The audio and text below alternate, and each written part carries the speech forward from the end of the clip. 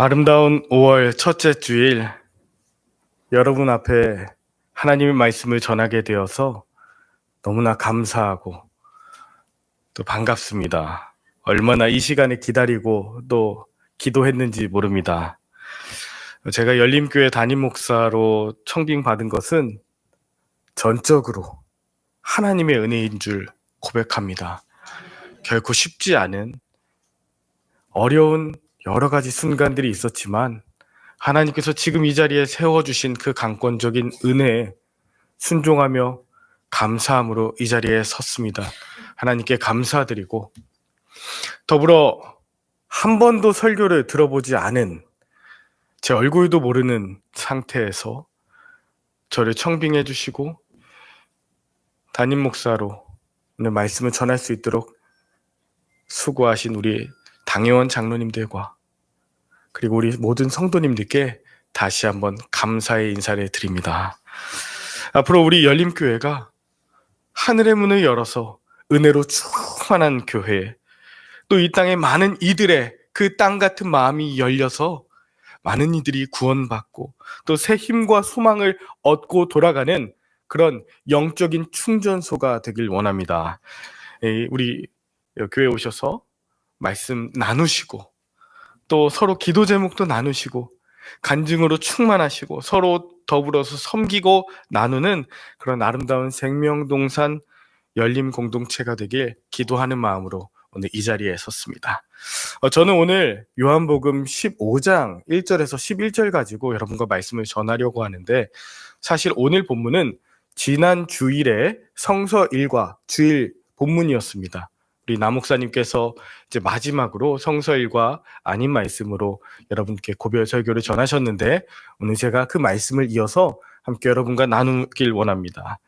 오늘 읽으신 이 본문은요, 일명 포도나무 비유라고 하는 우리가 아주 익숙하게 들어왔던 그런 본문입니다.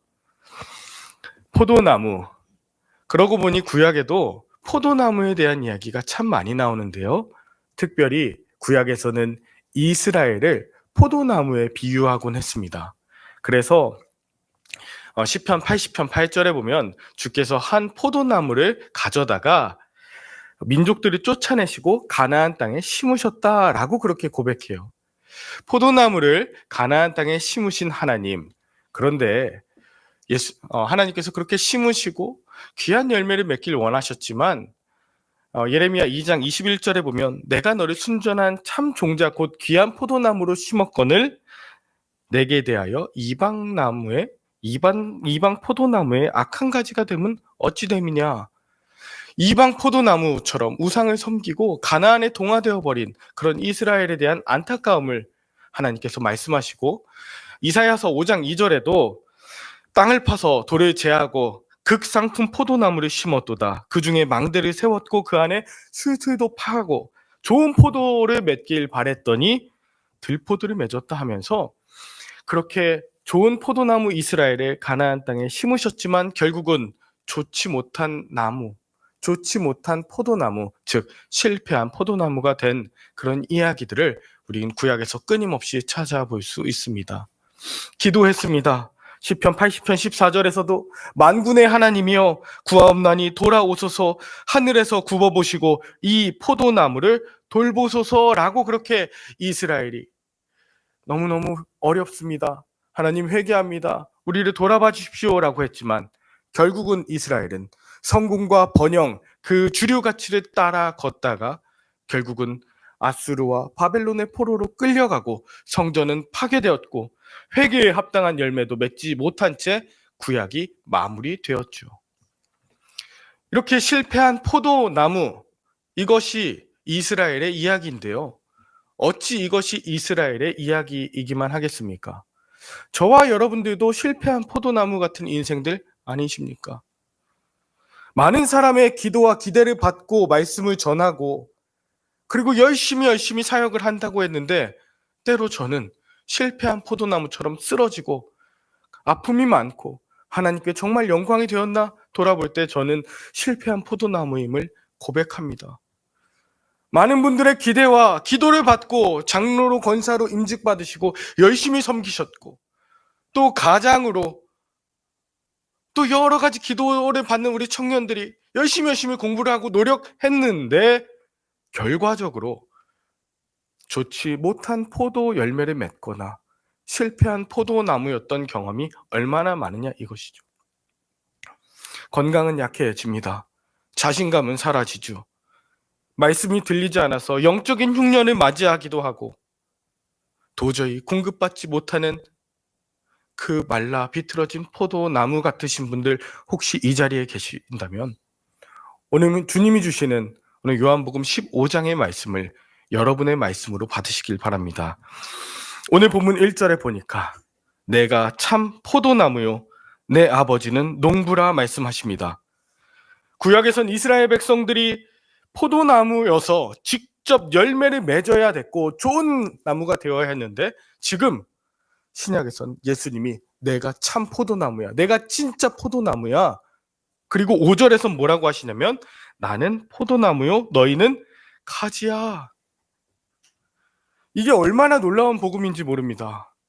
지금까지는 우리가 스스로 열매 맺고 우리가 좋은 포도나무가 돼서 모든 인생을 책임져야 되고 심지어 교회, 모든 목회, 모든 가정, 우리 인생을 다 우리가 그 모든 책임을 져야 되는 줄 알았는데 주님께서 우리를 가지로 부르셨고 내가 너희의 모든 것을 책임질 거야 라고 말씀하고 계시기 때문입니다. 이제까지 내가 어떤 포도나무가 될 것인지 어떤 선한 능력과 어떤 선한 행위로 그렇게 참 좋은 열매를 맺을 것인가에 대한 그런 부담감과 책임감이 있었다면 오늘 주님께서는 무엇보다 15장에서 계속 반복되는 나의 안에 거하라, 거하라, 거하라고 말씀하고 계십니다. 주님 안에 거할 때 놀라운 가지들이 다양한 모습들로 뻗어나가는데요. 오늘 3가지 가지를 함께 나눠보길 원합니다. 여러분 어떤 가지신지 한번 생각하시면서 말씀 들어보시기 바랍니다. 첫 번째는 주님 안에 거해서 열매를 많이 맺는 가지입니다. 주님 안에 거해서 열매를 많이 맺는 가지. 본문 5절에 보니까 나는 포도나무요 너희는 가지라. 그가 내 안에 내가 그 안에 거하면 사람이 열매를 많이 맺나니 라고 말씀하십니다. 주님 안에 거하는 자는 열매를 많이 맺는다고 하는데요. 구체적으로 그 열매가 뭐냐면 7절에 보니까 기도의 열매를 맺게 되었다고 합니다. 기도의 열매. 7절에 너희가 내 안에 거하고 내 말이 너희 안에 거하면 무엇이든지 원하는 대로 구하라. 그리하면 이루리라. 주님 안에 거하고 주님의 말씀이 그 안에 있는 사람은 기도의 열매를 맺는데 내 탐욕과 세상의 물질과 성공을 구하는 것이 아니라 주님의 말씀이 충만하기 때문에 주님의 말씀으로 기도하는 것이죠. 주님의 뜻을 구하는 것이죠. 주님께서 기뻐하시는 그 말씀을 갖고 기도하는 것이죠. 저는 기도에 응답을 받는 분들 참 많이 보는데요. 그런 분들의 대부분의 특징은 내가 원하는 것, 내 성공, 내 일을 위해서 기도하시기보다 말씀을 묵상하십니다. 그리고 그 말씀 가운데 하나님이 기뻐하시는 것, 하나님의 뜻을 위해서 간구하면서 기도하시더라고요. 여러분 주님 안에 거할 때 주님 말씀이 여러분 안에 거하시고 주님의 말씀이 들리셔서 기도의 열매를 풍성하게 맺는 분들 우리 열림교회에도 분명히 계실 줄 압니다. 그런데 또한 두 번째 열매를 맺는데요. 어떤 열매를 맺냐면 사랑의 열매를 또 맺는데요. 주님 안에 거하는 사람은 사랑의 열매를 맺는데 본문 9절과 10절에 보면 아버지께서 나를 사랑하신 것 같이 나도 너희를 사랑하였으니 나의 사랑 안에 거하라. 내가 아버지의 계명을 지켜 그의 사랑 안에 거하는 것 같이 너희도 내 계명을 지키면 내 사랑 안에 거하리라 말씀하십니다. 사랑의 열매를 많이 맺는데 그것 또한 내가 사랑하는 것이 아니라 아버지께서 나를 얼마나 사랑하시는지 깨닫고 그 사람의 사랑에 감격하고 충만해서 그것을 가지고 사랑하는 열매를 맺게 된다는 것이죠. 아까 기도의 열매도 마찬가지였죠. 내 뜻이 아니라 아버지의 뜻. 사랑의 열매도 내 행함이 아니라 하나님 주시는 그 사랑으로 넘쳐나서 그렇게 사랑하게 되는 것입니다. 여러분 혹시 내가 요즘 사랑의 열매가 없다, 내 안에 사랑이 없어서 남을 너무 미워한다 그러면 오늘 간구하셔야 됩니다. 하나님이 나를 얼마나 사랑하시는지 하나님 들려주십시오.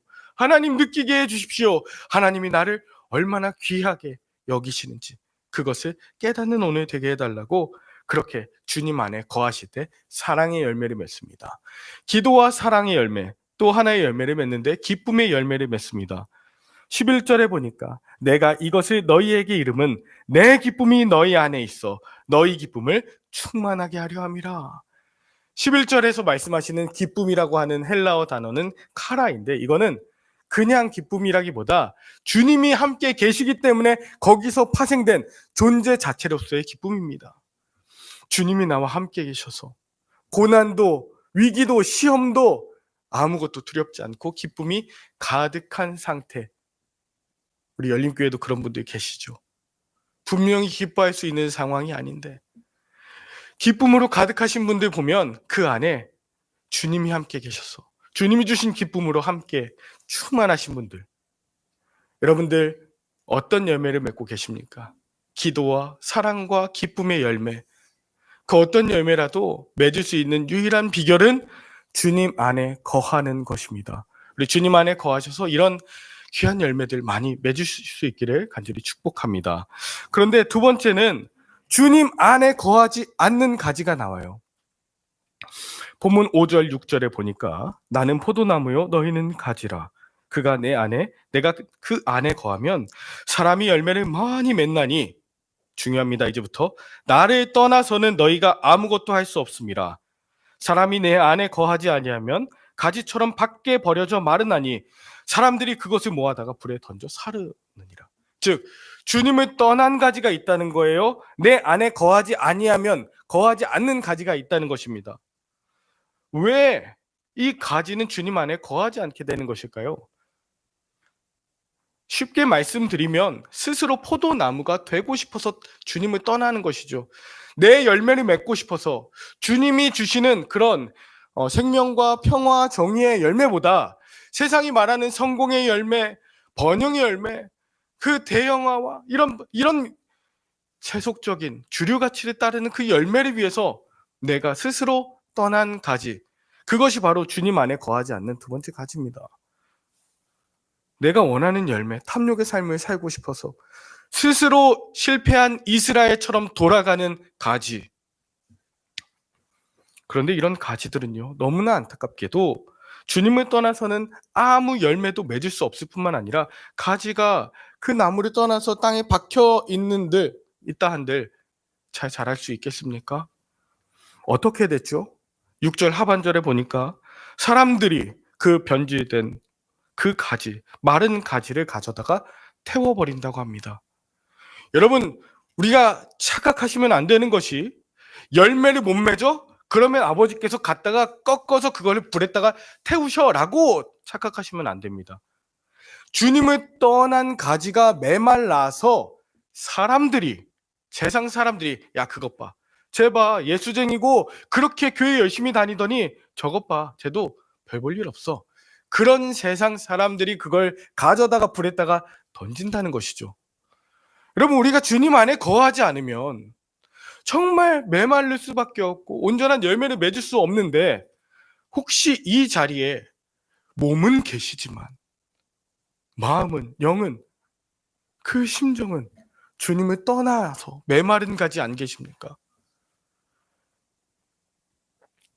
여러분께 한번 여쭙겠습니다. 지금 두 가지 가지를 말씀드렸잖아요. 여러분은 주님 안에 거하셔서 열매를, 기도와 사랑과 기쁨의 열매를 풍성하게 맺고 계시는 주님 안에 거하고 계신 가지입니까? 아니면 주님을 떠나서 메말라서 사람들로부터 불에 던지우는 가지입니까?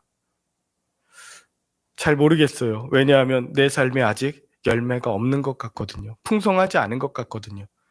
세 번째 가지를 소개하겠습니다. 마지막 세 번째 가지는 주님께 붙어 있지만 열매를 맺지 않은 가지입니다. 오늘 본문 1절 2절에 보니까 나는 참 포도나무요 내 아버지는 농부라. 예수님은 포도나무시고 하나님께서 농부시래요. 무릇 내게 붙어 있어 열매를 맺지 아니하는 가지는 아버지께서 그것을 제거해 버리시고 무릇 열매를 맺는 가지는 더 열매를 맺게 하려여 그것을 깨끗하게 하신다고 합니다. 뭐라고 했어요? 지금 주님께 붙어 있지만 열매를 맺지 아니하는 가지는 이라고 말씀하시는데, 여러분 지금 예수님이 제일 먼저 소개하시는 가지잖아요. 지금 2절. 포도나무 비유에서 가장 중요하고 가장 첫 번째 말씀하시는 비유가 주님 안에 거하지만 열매 맺지 아니하는 가지입니다. 이게 제일 중요합니다. 이것이 예수님이 가장 관심하고 강조하시는 가지인데, 그런 가지 어떻게 하신대요? 아버지께서 제거해 버리신대요. 저는 이해가 가지 않았습니다. 주님께 붙어 있어라. 우리 주님이 나무 되신다. 너희는 가지다. 근데 열매를 못 맺으면 아버지께서 잘라버리신다? 여러분, 문맥적으로도 맞지 않습니다. 저는 이상해서 새 번역 성경을 봤는데, 열매를 맺지 아니하는 가지는 이 부분을 새 번역은 정확하게 열매를 아직 맺지 못하는 가지라고 번역했습니다. 열매를 맺지 않는 가지와 열매를 맺지 못하는 가지는 다른 것 아닙니까? 열매를 맺지 못하는 가지. 그럼 왜 열매를 맺지 못하고 있을까요? 주님께 붙어 있는데 열매를 왜 맺지 못하고 있을까요, 여러분? 이 가지는 아직 연약한 가지이구나. 이 가지는 아직 열매 맺을 때를 기다리고 있는 가지구나. 혹은 이 가지는 이전에 열매를 많이 맺었다가 잠시 휴지기를 가질 수도 있고, 이전에 열매를 많이 맺었던 이제 고령화, 노령화가 된 가지일 수 있겠구나 라고 다양한 상황들을 우리가 느낄 수 있는 거죠. 그런데 예수님 계속 강조하시는 건 그럼에도 불구하고 나의 안에 거하랍니다. 거하라고요. 그래도 여전히 이상했습니다. 열매 맺지 못하는, 어쨌든 그런 맺지 못하는데 하나님이 잘라버리신다고? 적어도 제가 고백하는 하나님은 그런 하나님이 아니셨거든요. 제가 만난 하나님은 적어도 열매 중심, 성과 중심, 세상에서 말하는 자본주의, 만몬주의를 정말 그것에 따라서 열매를 못 맺는 것은 잘라버리고 인정하지 않고 그런 하나님이 아니셨거든요. 적어도 성경에서는 예수님께서 잃은 양 한 마리를 위해서 99마리 양을 다 내려두고 그 한 마리에 집중하지 않습니까? 생명의 가치를 중시하시는 분이시지 99마리 그 양들의 값어치를 계산하시는 분이 아니셨잖아요. 포도원 주인이 아침부터 계속해서 일꾼들을 부릅니다. 품꾼들을 불러서 일을 시키는데 마지막 오후 5시에 여전히 기다리고 있는 그 품꾼, 몸이 연약하고 일을 제대로 감당할 수 없는 그 품꾼 한 사람 1시간 일하게 해서 하루치 데나리온을 주셔서 그 품꾼을 귀하게 여기시는 분이 바로 포도원 농부이자 우리 하나님의 마음 아닙니까?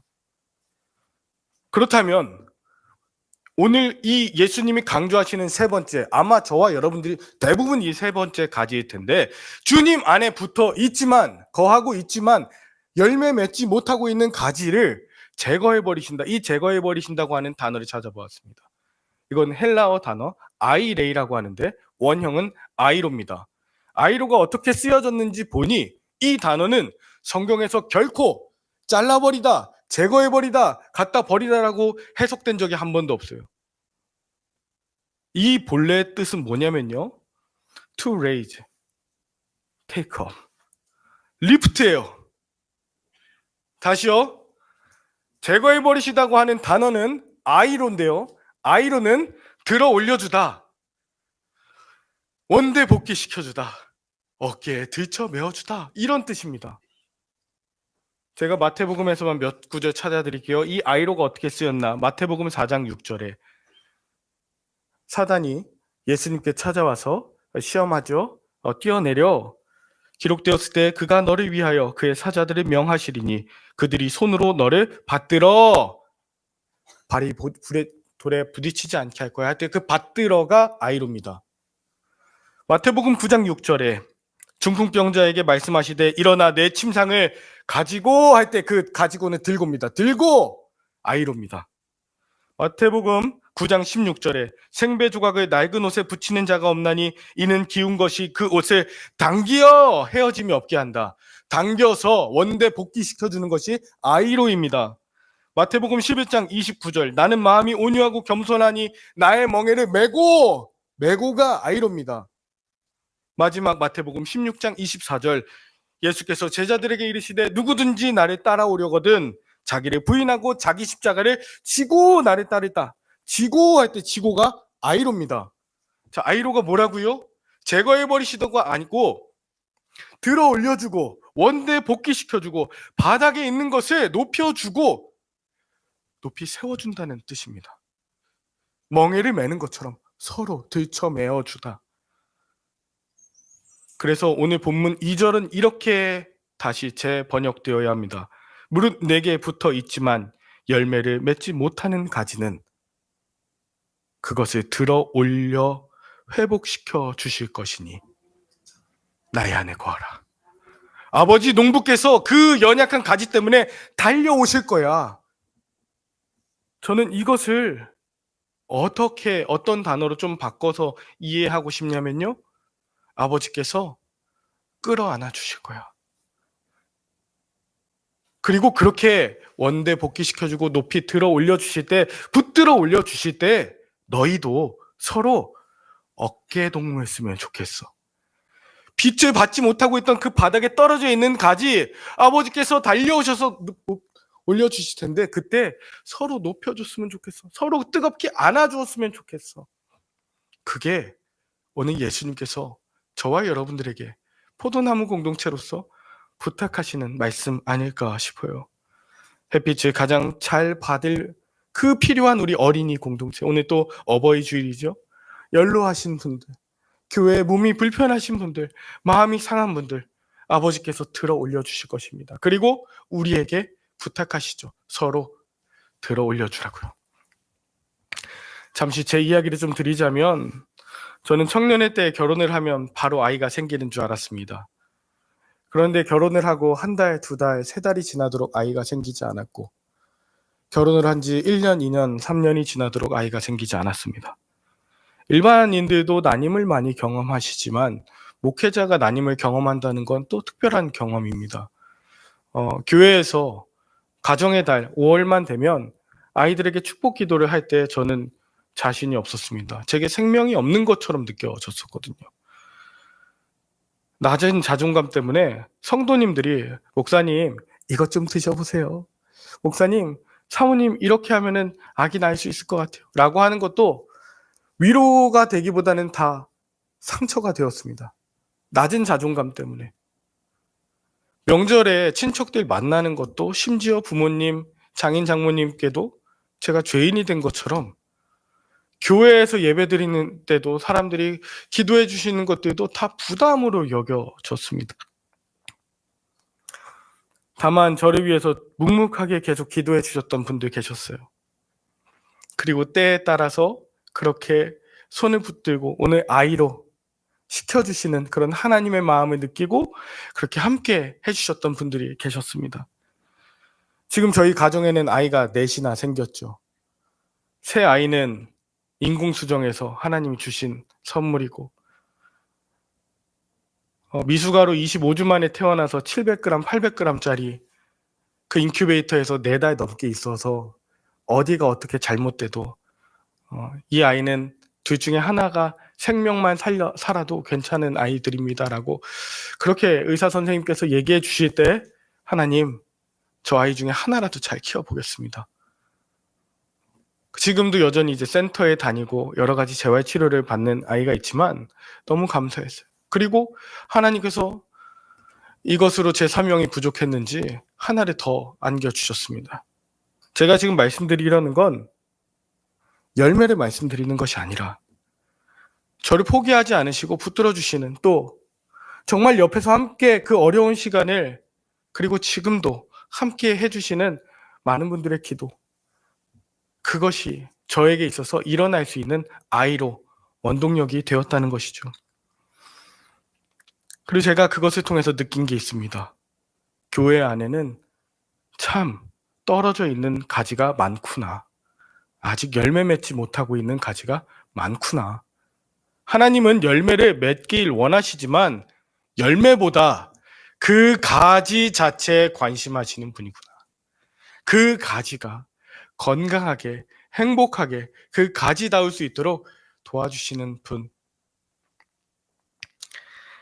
제가 오늘 말씀을 좀 마무리하면서 오늘 어린이 주일이라서 동요 한 곡을 좀 소개하고 말씀을 마무리하고자 하는데요. 제목은 꽃밭에서입니다. 여러분 꽃밭에서 혹시 아시나요? 가사를 좀 보여주시면 1절이 이렇습니다. 아빠하고 나하고 만든 꽃밭에, 아버지하고 아이하고 지금 꽃밭을 만든 것 같습니다. 그런데 그곳에 채송화도 봉숭아도 한창인 것입니다. 우리 위에 옥상 정원 생각하시면 좋을 것 같아요. 아빠하고 자기가 만들었다고 하지만 아빠가 다 만들었을 겁니다. 근데 자기는 지금 이렇게 고백하는 거죠. 그런데 아빠가 메어놓은 새끼줄 따라 나팔꽃도 어울리게 피었습니다. 그곳엔 혼자서는 필 수 없는 꽃이 있는 거죠. 채송화도 봉숭아도 있지만 새끼줄이 없으면 피울 수 없는 그 나팔꽃을 향한 아버지의 특별한 배려와 사랑, 그게 새끼줄이었어요. 저는 이게 아이로라고 고백되었습니다. 그런데 2절은 더 놀랍습니다. 애들하고 재밌게 뛰어놀다가 아빠 생각나서 꽃을 봅니다.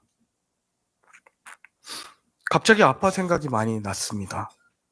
사실 아빠가 옆에 없거든요. 아빠 생각이 나는데 왜 꽃을 보았을까요? 아빠는 꽃 보며 살자 그랬죠. 날 보고 꽃같이 살자 그랬죠. 하늘만 보는 것이 아니라 그 꽃 같은 아빠 같은 옆에 이웃들을 보면서 사랑하는 사람들을 보면서 살자고 한 것입니다. 사실 이 노래는요, 80평생을 어린이 문학에 바치신 난정 어효선 선생님이 작사하신 것인데 이 노래가 6.25 전쟁 중에 발표됐어요. 1951년 또 52년 각기 차이는 있지만 6.25 전쟁 중에 납북당한 그래서 아버지를 잃은 그 아이들, 전쟁 중에 아버지가 돌아오시지 않은 그 고아된 아이들을 위해서 지은 노래입니다. 그런데 이 노래가 어쩌면 절망 속에 있는, 열매 맺지 못하고 있는 가지 같은 저와 여러분들에게 주시는 위로이자 우리가 함께 부를 아이로라고 하는 그런 노래가 아닐까 싶어요. 말씀 마무리하면서 오늘 어린이 주일, 가정주일로 또 첫 주일 설교로 여러분께 말씀을 전하고 있습니다. 여러분, 열매가 중요한 것이 아니라 아버지께서는 나의 안에 거하라, 내가 그 가지 너희 한 사람 한 사람을 정말 귀하게 여길 거고, 그렇게 들어 올려주셨을 때 우리가 함께 어깨동무하고 끌어안아주고 함께 뛰는 심장을, 두근대는 그 심장을 서로 공감하면서 힘들었지, 어려웠지, 놀랐지, 외로웠지, 그 마음을 우리가 함께 고백하면서 함께 아름다운 우리 열림교회 공동체를 이루어갔으면 좋겠습니다. 우리 주일이지만 동요 한번 부르고 제가 마무리 기도하고 마치겠습니다. 오늘 말씀 좀 기억하시면서 함께 불러볼까요? 아빠하고 나하고 아빠하고 나하고 만든 꽃밭에, 만든 꽃, 우리 열림교회 같은 이 꽃밭에 채송화도 봉숭아도 한창입니다. 그런데 그곳에 아빠가 메어놓은 새끼줄 따라 나팔꽃도 어울리게 피었습니다. 2절, 애들하고 재밌게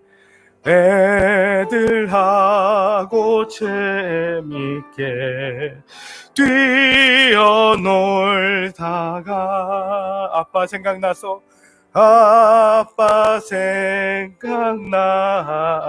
꽃을 봅니다. 꽃을 봅니다.